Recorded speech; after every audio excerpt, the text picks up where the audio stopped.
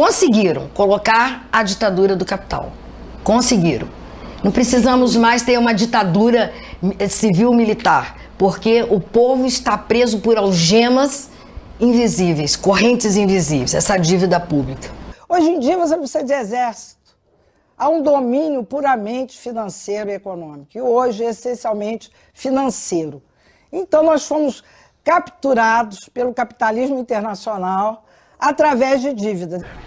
Os bancos hoje, associados às grandes empresas, eles controlam o crédito e, portanto, definem o investimento nesse país. O poder ficou na mão dos banqueiros e das transnacionais. Então, eles são a classe dominante, eles determinam a eleição dos políticos. Mas a gente também tem que criar mecanismos, né, econômicos para romper com a banca internacional, porque a nova ditadura hoje não é a ditadura dos militares, é a ditadura dos banqueiros, é a ditadura da banca internacional. Isso a gente tem que romper. E seguir o exemplo da Islândia, que não paga a sua dívida e ainda mandou prender os banqueiros. A gente percebe que as elites são impenetráveis, por mais que a gente pressione. Uma vez no poder, os governantes, os políticos cedem às pressões das corporações e não à pressão da sociedade civil. O governo fica nessa corda bamba desde o segundo governo de Fernando Henrique, sem resolver a questão. Os governos pós-2002, apesar de serem capitaneados pelo PT, que sempre foi um partido crítico ao Plano Real, pelo menos até 2002, por uma concepção de governabilidade, esse partido mudou a sua concepção. Do seu ponto de vista macroeconômico, ele deu sequência ao que vinha sendo feito desde os anos 90. Boa parte da chamada credibilidade do governo Lula se deu justamente por esta surpresa para os banqueiros e financistas internacionais. O partido que sempre sustentou a denúncia de todas as consequências nefastas do modelo liberal no Brasil, simplesmente capitulou quando chegou no governo federal. Não ter lidado com essa questão de uma maneira frontal e corajosa, o que indica isso?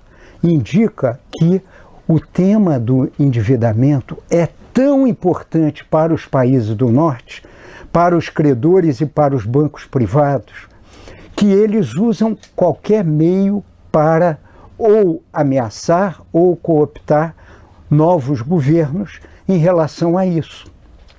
E nós temos precedentes graves relacionados com uma política mais soberana de países da América Latina. Eu menciono, por exemplo, Jaime Roldós, presidente do Equador, né, que em 83, depois de uma campanha vitoriosa, fantástica, uma eleição democrática sem questionamentos, né, como ele propunha uma gestão econômica voltada para os benefícios da população e da nação equatoriana, foi morto pela CIA, conforme está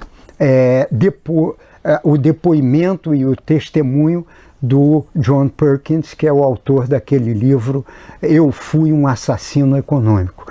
E ele diz de cátedra porque ele era um dos agentes no Equador naquela época. De modo que eu imagino que semelhantes pressões tenham acontecido com o Lula quando ele foi, em outubro de 2002, já eleito. Ele foi a Washington e aí alguma coisa aconteceu que tudo mudou.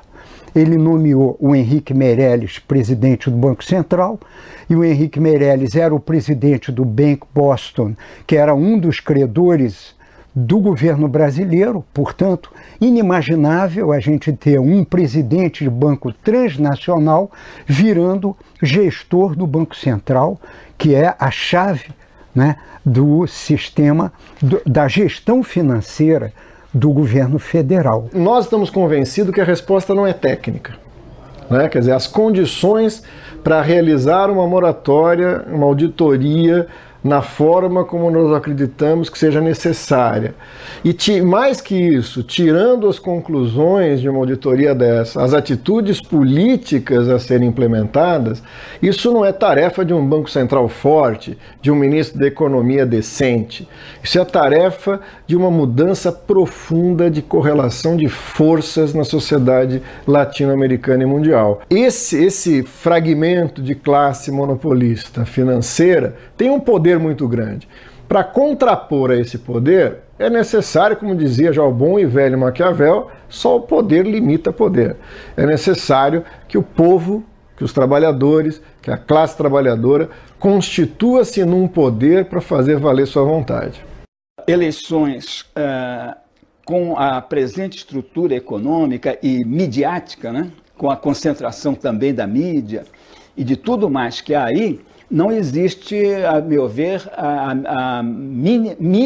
chance alguma, nenhuma chance de reversão desse quadro, somente com um tipo de mobilização popular. Aquela manifestação de rua, grande parte daquela população que estava na rua não sabe o que acontece com o obediamento público. E por conta disso, eles estavam reivindicando coisas no varejo. Quando o tema central, para mim, na minha visão, são dois. O primeiro é a dívida pública, o segundo é a democratização